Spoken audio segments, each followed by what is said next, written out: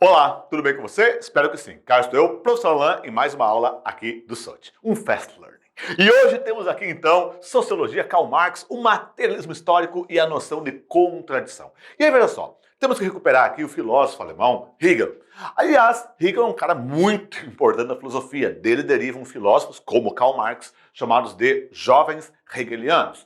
E dentro desse aspecto, Hegel trabalhou muito a questão da dialética, mas não foi o primeiro, tá? É bom que se diga que a dialética, a ideia filosófica da dialética, já vem na filosofia pré-socrática e na filosofia de Platão.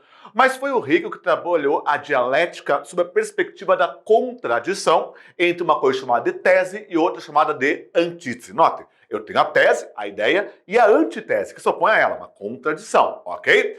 Mas dentro dessa perspectiva de tese e antítese, ou seja, dessa contradição, o Hegel trabalhou muito a ideia da questão senhor-escravo, porque ele observou que há uma relação contraditória na relação senhor-escravo. E qual que é a relação contraditória? Ele observa, por exemplo, que o senhor só é senhor na medida em que ele possua alguém escravizado.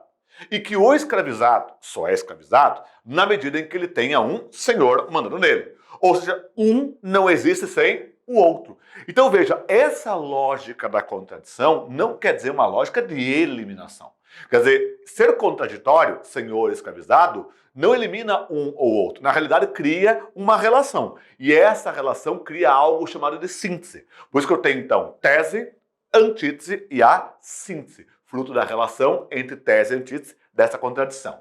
E justamente aí, o Hegel observa, por exemplo, que essa dialética como contradição serve a alguma transformação, tanto ao senhor quanto ao escravo. Porque em certo momento, o senhor será um não senhor, e o escravizado, um não escravizado. Por quê?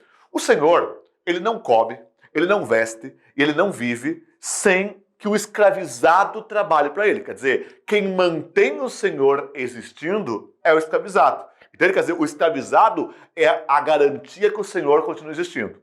Então, eu vejo que nesse momento o senhor é o não senhor e o escravizado, o não escravizado. Só que tanto o Hegel quanto o Karl Marx, eles vão observar que essa lógica de contradição, como falei, não eliminam os fatores tese e antítese, mas geram um terceiro que é a síntese, as relações.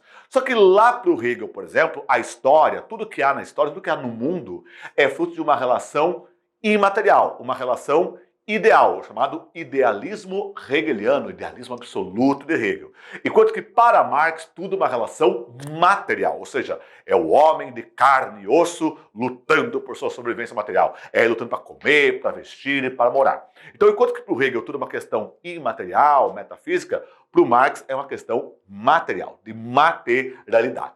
E aí entra muito forte na questão do Marx o trabalho.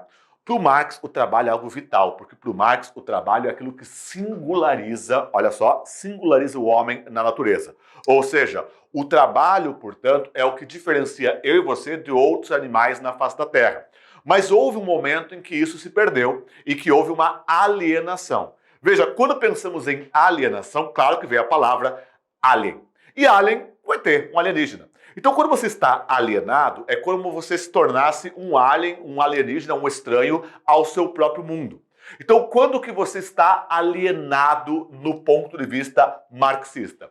Quando você tem a relação do homem e do não homem, quando se perde a ligação do homem com o trabalho. Mas o Marx também observa que havia uma dialética entre homem e natureza. A relação homem-natureza, ela também é eminentemente dialética. Em que medida? É óbvio que nós, seres humanos, transformamos a natureza. Não há nem o que questionar, concorda? Mas, por outro lado, também claro, é óbvio que a natureza também pode nos transformar. Por isso que é uma relação dialética. Tese e antítese, mas sempre gera uma síntese ali no meio. Agora, quando que a alienação é um problema? No mundo do trabalho. Porque no mundo do trabalho é como se gerasse um estranhamento entre o trabalhador e o fruto do seu trabalho. Então, por exemplo, o Marx observou que há muito tempo atrás na história, o homem produzia algo que ele entendia, que ele de fato utilizaria e que ele de fato teria. Então o trabalho era totalmente uma identidade para o homem. Ele produzia algo que ele entendia, que ele usaria, que ele precisava. Ou seja, era um trabalho de manutenção da própria existência. Tranquilo? Mas houve um momento na história em que houve a separação entre os proprietários dos meios de produção, ou seja, os donos da fábrica, e aqueles que eram não proprietários e que agora não têm outra coisa a fazer a não ser vender sua força de trabalho por um valor fixo chamado salário, o trabalho assalariado. Então, nesse momento, houve um estranhamento, porque agora esse homem assalariado, ele quase vira um homem-máquina, porque ele produz uma coisa que ele não precisa, que ele não entende e que talvez ele nunca venha a ter, porque talvez pode ser muito caro. Ou seja, o trabalho distanciou-se daquele que o produziu, do ser humano. Por isso que nesse momento aqui, é como se a mercadoria tivesse vida própria. Como se essa mercadoria deixasse de ser um produto físico, material, e se tornasse algo maior do que ela, um fetiche. E nesse momento, portanto, é quando a mercadoria passa a ter um valor ou igual ao ser humano que a produziu, ou mais grave, um valor até maior do que o ser humano que a produziu. E aí, nesse estranhamento total e absoluto entre homem e fruto do seu trabalho, temos a alienação. Beleza? Curtiu, entendeu, aprendeu? Espero que sim.